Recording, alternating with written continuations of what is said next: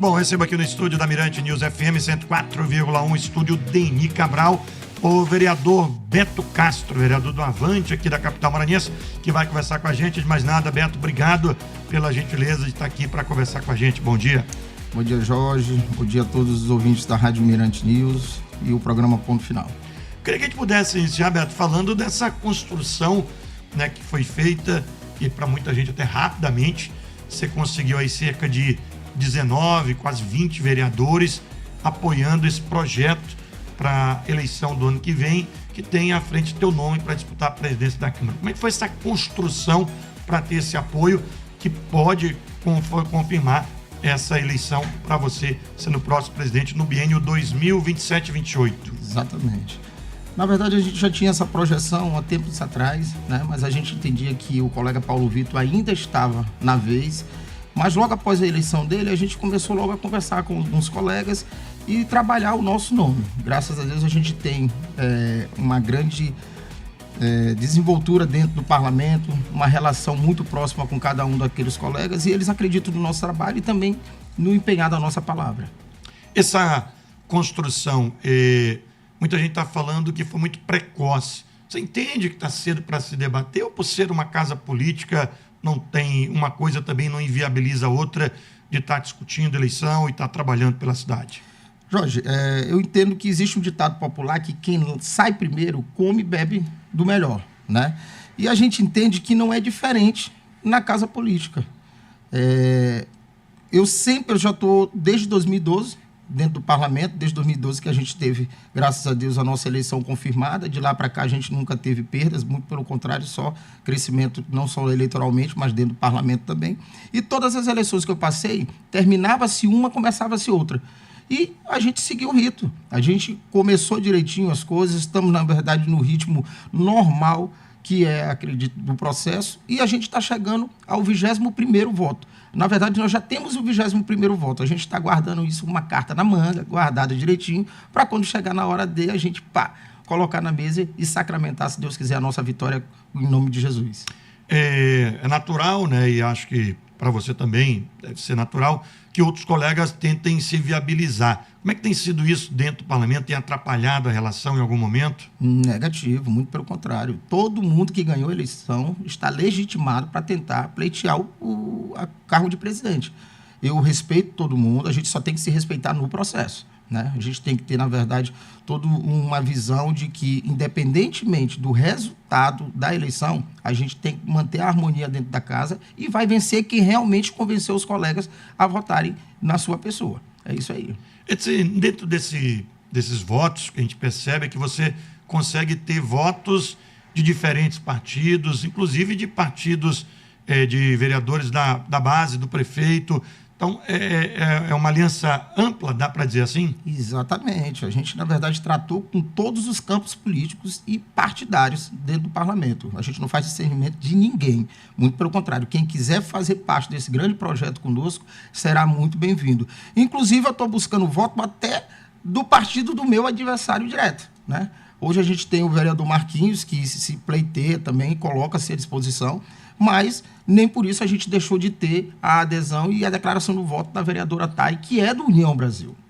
Agora, Beto, estou conversando com o vereador Beto Castro, gente, aqui no Ponto Final, pelo menos para a gente de fora, obviamente, às vezes internamente, pode ter tido um outro cenário que a gente desconhece, mas até então, o prefeito Eduardo Braide, ele não tem se intrometido, não tem participado, pelo menos mais ativamente, vamos dizer assim, das eleições. Você espera que isso continue ocorrendo nas eleições do ano que vem? Acredito que sim. O prefeito, na verdade, tem se preocupado com as demandas da cidade, né? Ele deixou o legislativo muito à vontade para escolher o seu representante. Entendo eu que acredito que precisa até ter essa aproximação com a Câmara Municipal, até porque esse distanciamento, na verdade, às vezes atrapalha até o andamento e o planejamento de algumas ações que a gente tem aqui. Precisa ter dentro de São Luís, mas isso eu acredito que ele não vai se intrometer e nem colocar o dedo lá. Agora, data. Está mantida a data? Tem tido uma comissão, né, para debater sobre isso? Se de repente mantém a data, a dia, enfim, como é que está essa situação lá? Jorge, existem, na verdade, situações que a gente está estudando, tá? Hoje, o regimento interno da nossa casa diz que a eleição tem que ser em abril. Sim. Tá? Só que existe aquela jurisprudência hoje, né, que tirou a eleição, não validou, na verdade, a eleição da Iracema, que isso as pessoas estão tirando como parâmetro para que a gente possa aplicar aqui. Mas a gente já tem entendimentos jurídicos de que a Iracema, ela modificou o regimento interno dela para poder se auto-beneficiar, né, com antecipação. É diferente de nós aqui. Nós já temos esse rito há 13 anos. E a gente não precisa mudar isso para que a gente possa tornar-se válida a nossa eleição. Exemplo que eu posso dizer aqui, a própria Iracema. Como o regimento interno dela já dizia que, por idade, se desse um empate lá, ela tem que ser aclamada por ser a mais velha, da mesma forma, isso com um entendimento já antigo, né? Que isso já não houve mudança nesse caso. Não houve mudança. Tanto que ela está sendo aclamada como presidente, né? E de tal forma a gente replica isso aqui para dentro da casa da gente, entendeu? A gente já tem um rito, é só uma questão de entendimento. Eu acredito que nós vamos fazer sim a nossa eleição em abril, né? Claro, em comum acordo com o governo do estado, que é o grande parceiro que a gente tem, o governador Carlos Brandão, que tem, na verdade, nos orientado, nos colocado, não só o corpo jurídico do governo do estado, mas também tem dado todo o amparo para que a gente possa trilhar de caminhos corretos. Porque, assim, pelo que a gente sabe, tem um grupo que queria, de repente, já antecipar essa eleição para esse ano ainda, tem outro grupo que queria postergar para o final do ano que vem, e o que você defende é o que está no regimento, e que não é de agora, que a eleição fique mantida para abril do ano que vem. Exatamente. Eu acho que antecipar o processo é se colocar-se às barras da justiça. E postergar ele é também entrar numa divisão que não nos cabe. Eu acredito que a gente precisa manter aquilo que já está no regimento interno, fazer se cumprir aquilo que a gente tem planejado para essa data e, se Deus quiser, chegar à vitória, em nome de Jesus. Esse grupo, essa tua candidatura, conta com o apoio do atual presidente, né, o Paulo Vitor? Com certeza, um grande parceiro nosso, tem nos estendido a mão, tem um cara de luta, de briga, e tem colocado, na verdade, na cabeça das pessoas e mostrado, na verdade, que a gente é a melhor opção para dentro da casa. Tá? A gente entende que cada um tem a sua gestão, cada um tem sua cabeça, e cada um vai fazendo a sua parte de forma que a gente não interfira na gestão de um do outro. Agora você conseguiu 19, 20, tá, tem um 21 na manga, mas te pergunto, tem um outro problema que muita gente diz que talvez seja dor de cabeça até maior, que é a construção da mesa diretora como um todo. Isso já começa a debater isso ou não está no momento ainda? Agora tu chegou no ponto certo e no ponto final, né? Literalmente, né? Estamos no ponto final. Exatamente. Por que eu estou dizendo isso? É muito precoce a gente tratar de os membros da mesa diretora agora. Tá? Eu acho que o primeiro passo é a gente construir o grupo. Depois que a gente construir o grupo, aí sim, a gente vai enumerar e colocar cada um no seu devido lugar conforme a sua qualificação. Né? A gente tem que ter uma mesa diretora que tenha que ter altivez e, acima de tudo, conhecimento no domínio do seu papel que vai fazer ali. E eu acho que isso a gente vai discutir lá na frente. Agora, muito cedo, esse sim, está muito precoce, muito cedo a gente discutir qualquer cargo na mesa diretora.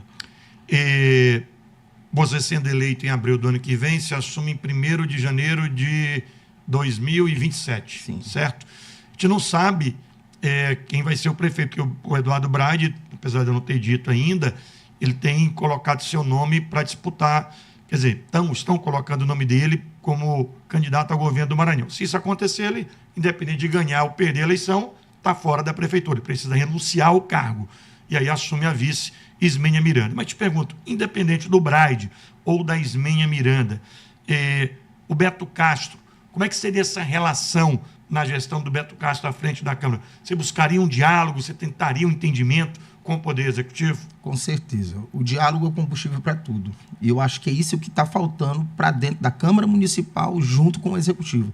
Mas a gente entende que os poderes são harmônicos, mas independentes. Mas essa independência não quer dizer que precisa ter esse distanciamento. Muito pelo contrário. Eu entendo que a gente precisa estar próximo, debater a cidade com responsabilidade, planejar, mas, acima de tudo, dialogar os campos políticos que a gente tem aqui.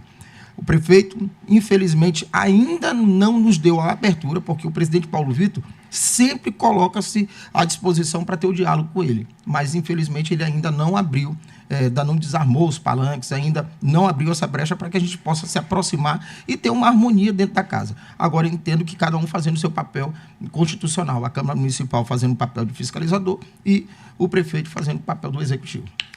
Você falou ainda há pouco, Beto, na questão do Brandão. Como é que tem sido essa relação com esse grupo de vereadores do governador Carlos Brandão?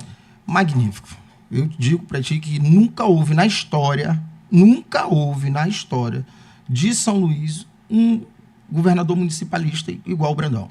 O Brandão tem não só feito um trabalho de assistencialismo, como um trabalho de orientação, um trabalho de visão, um trabalho de execução, junto com todos os vereadores da Câmara Municipal. É um governador amigo. Digo aqui de boca cheia, é um governador amigo. É aquele que a gente bate a porta ali do palácio e ele manda abrir e vai nos receber. E isso é algo que a gente, infelizmente, não tinha nas outras gestões. Eu venho da gestão do Jackson Lago, depois a Rosiana, depois a gente teve aí o Flávio Dino, mas a gente entende assim, nenhuma dessas pessoas na figura como governador nos trata como governador Brandão. Agora, Beto, diante desse tratamento, diante dessa tua fala, eu posso compreender que o grupo vai estar com o Brandão em 2026? E o porquê da pergunta? Porque é um grupo maior, né? Existia a possibilidade, existe ainda, né, gente? A possibilidade do Brandão renunciar ao cargo para disputar o Senado e o Felipe Camarão assumir e ser candidato. Mas existe também já uma possibilidade do Brandão não renunciar ao cargo, ficar até o final do mandato e fazer ou tentar fazer o seu sucessor. Aí eu te pergunto, a decisão que tomar o Brandão, esse grupo, estará com ele em 2026? Eu vou falar para ti numa hierarquia militar. O Brandão é o nosso coronel. Vai mandar e a gente vai fazer a missão, tá? Em outras palavras, independente de qualquer seja a posição do Brandão, nós vamos caminhar com o Brandão, tá? A gente entende que o Brandão tem modificado e feito a diferença no estado do Maranhão. Grandes obras, grandes entregas, com grandes diálogos. E a gente sabe que o que está bom tem que melhorar? Tem. Mas a gente entende que ele está capacitado não só para fazer agora, mas também para escolher o seu próximo sucessor. Ou, se assim necessitar, ficar na cadeira e a gente caminhar juntos. Independente de qualquer coisa, nós vamos caminhar com o Brandão. Nós somos um grupo unidos. A Câmara Municipal tem esse entendimento e eu não tenho dúvida que a gente vai sair vitorioso nesse processo, independente da escolha do nosso governador Brandão. Beto Castro se elegeu em 2012, foi um pouco mais de 3 mil votos. Aí depois você vem em 2016, você vem em 2020, 2024, e aí já ultrapassou 8 mil votos. O que você atribui a tuas reeleições e cada vez aumentando esse número de votos? Trabalho e compromisso, né? Antes a gente era uma dúvida, e eu costumo sempre dizer, quando a gente é candidato a primeira vez, a gente tem um poder de convencimento gigante. A gente chega lá e pergunta, me ajuda e tal, me dá essa força, quando eu chego lá eu faço diferente. Na segunda, não tem o que se dizer. Pois é, a impressão que a gente tem é que é mais difícil, né? Se reeleger do que eleger às vezes. Não é que tem a impressão, é mais difícil, porque o eleitor que tu conversou a primeira vez, ele vai dizer assim, meu irmão, eu já te dei essa oportunidade. Coisa aí de concreto, né? Eu já te dei a oportunidade. O cara me diz por que eu tenho que votar em ti de novo. Aí você tem que mostrar o trabalho que você desenvolveu durante esses 4 anos, convence ele. Quando chega na terceira vez, o cara vai dizer, ei, meu irmão, e aí? De novo essa história. E a gente vai provando. E quando chega na quarta, que é muito mais difícil. Aí as pessoas às vezes me perguntam, Beto, como conseguiu na quarta? Eu disse, a quarta eu só colhi o que eu plantei. Durante os 3 mandatos que a gente teve antes da quarta vitória, a gente entende que a árvore nasceu, floresceu, deu frutos e chegou a hora de colher. E graças a Deus foi o que aconteceu. A gente teve, na verdade, 8.138 votos, se eu não me engano, não estou muito lembrado aqui, mas votos sinceros, votos que realmente de reconhecimento, de muito trabalho, e acredito que a gente tem muita coisa ainda mais para entregar para São Luís. Agora, falamos um pouquinho já de política, vamos tratar agora aqui do teu trabalho à frente da Câmara e fora dele. Queria que você falasse para a gente do Instituto INSEMA. O que vem a ser esse instituto? O Instituto INSEMA, na verdade, é um centro de coordenação de saúde, né? E o nome INSEMA é um nome sugerido em favor da minha mãe, que já faleceu tem 3 anos, Instituto Evangelista Macedo.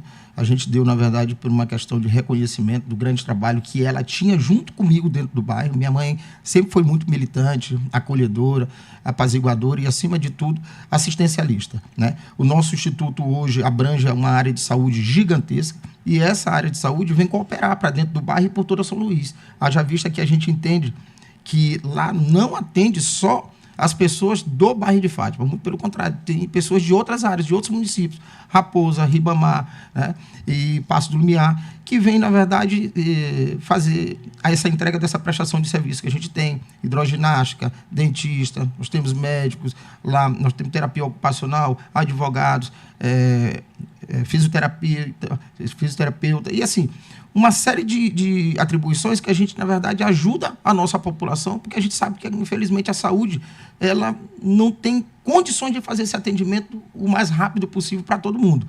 E quando a gente, na verdade, cria essas vertentes e onde a gente faz esse trabalho de assistencialismo, como também o vereador Otávio Soeiro, como também o próprio vereador Marquinhos, que faz também um belíssimo trabalho, e assim os outros unidades que a gente, na verdade, consegue trabalhar e fazer essa entrega dentro da comunidade. É muito bom essa prestação de serviço. Tem quanto tempo já o Instituto, Beto? Já temos hoje 11 anos. 11 anos, né? 11 anos. Queria que você falasse de uma iniciativa tua sobre a Casa Terra, né? Sim. Como é que está funcionando esse projeto? Já saiu do papel? Como é que está? Ele ainda não saiu do papel. A gente comprou uma sede agora, bem grande, lá dentro do bairro de Fátima, no coração do bairro de Fátima. A gente está, na verdade, trabalhando a reforma dela. E a gente, sim, vai buscar aquele que realmente tem feito aquele trabalho de assistencialista, que é o governador Brandão, tá?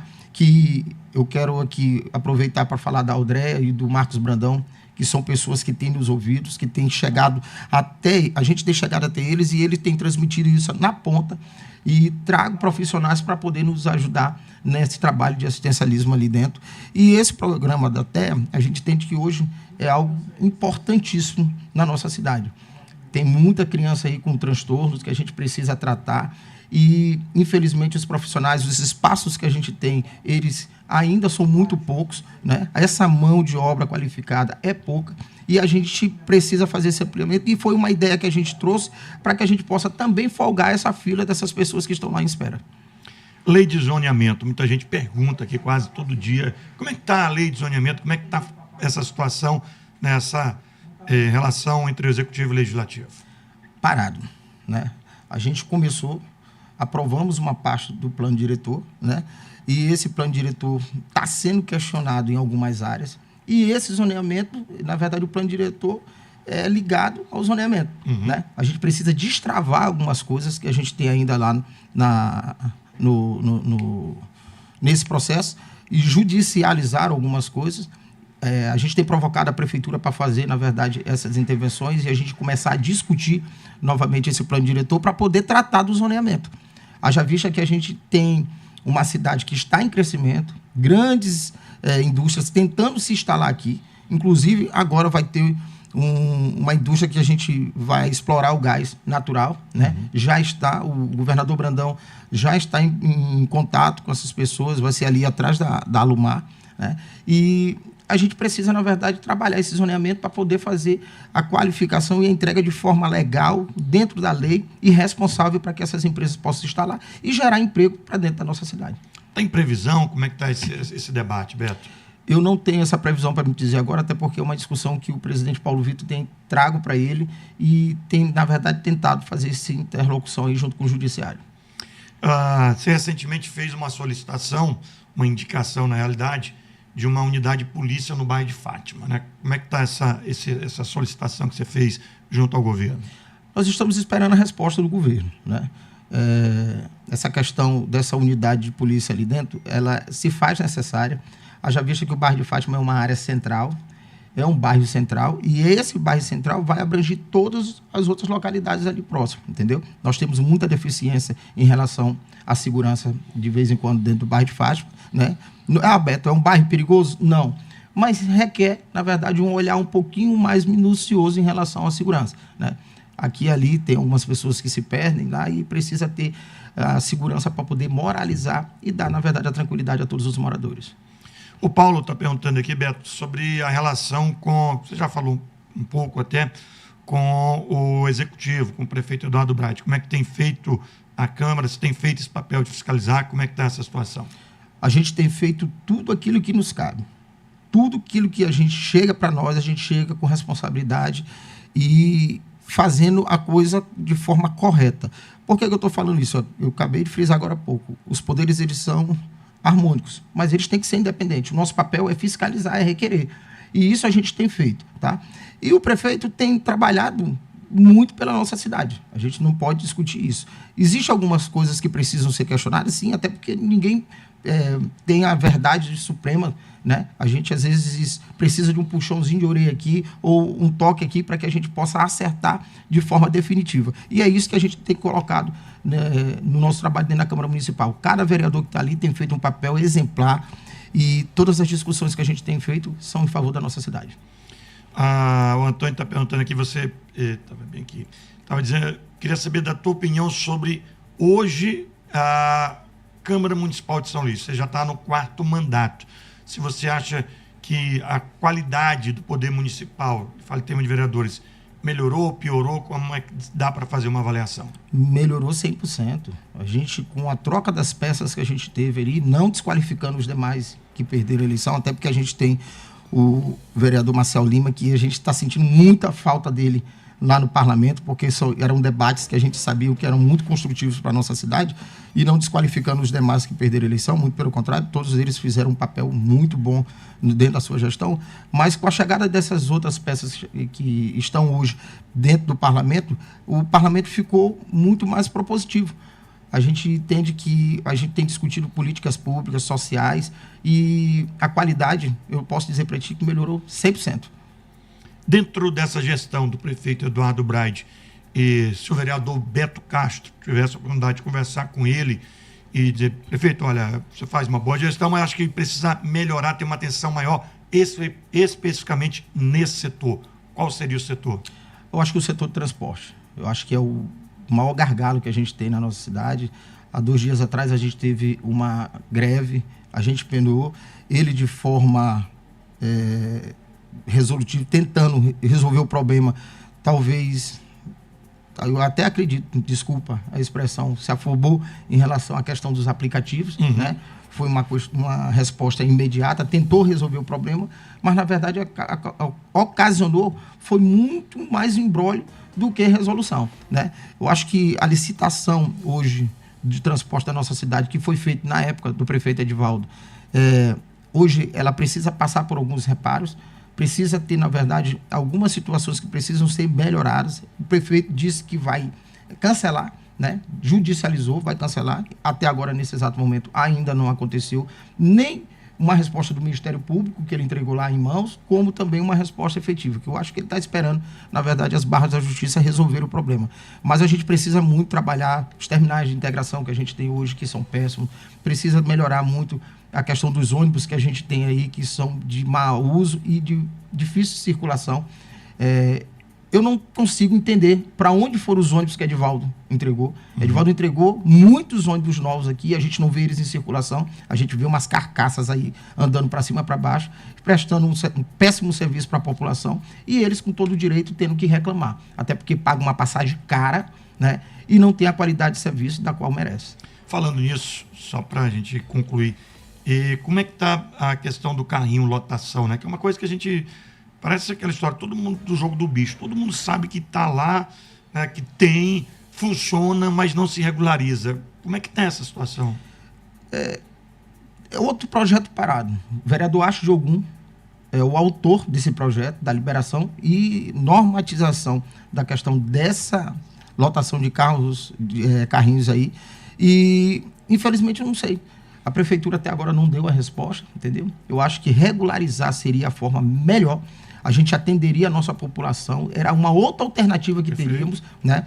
E não ficaria preso mais esses empresários de ônibus, dos quais a gente, toda vez que tenta dialogar com eles, não dá, não tem condição, não tem isso, não tem, mas não larga o osso. né? Não dá oportunidade para outras pessoas entrarem no sistema e começar a explorar de forma responsável. E esses carrinhos de lotação, hoje, é uma realidade nossa. A gente não pode mais viver e colocar eles à margem do processo, muito pelo contrário. A gente tem que regularizar, fazer a coisa direita e, na verdade, colocar uma prestação de serviço que vai atender a nossa população, que a gente tanto espera. Vereador Beto Castro, queria lhe agradecer por você ter vindo aqui, conversado com a gente, participado do programa de hoje, e tem essa eleição, muito ainda a construir, tem muito tempo, tem praticamente um ano para a eleição, 10 meses. Desejar boa sorte lá nesse pleito e que a gente possa conversar mais vezes, mesmo que depois de eleito, o presidente da Câmara possa vir aqui conversar e dialogar com a população. Obrigado pela gentileza. Jorge, só quero te agradecer esse espaço que você está abrindo para a gente ter esse diálogo, estou à disposição. Dizer para você que a caminhada é árdua, mas a gente vai guardar a fé e chegar até o final com a vitória em nome de Jesus. Conversei com o vereador do Avante, vereador Beto Castro, aqui de São Luís do Maranhão. São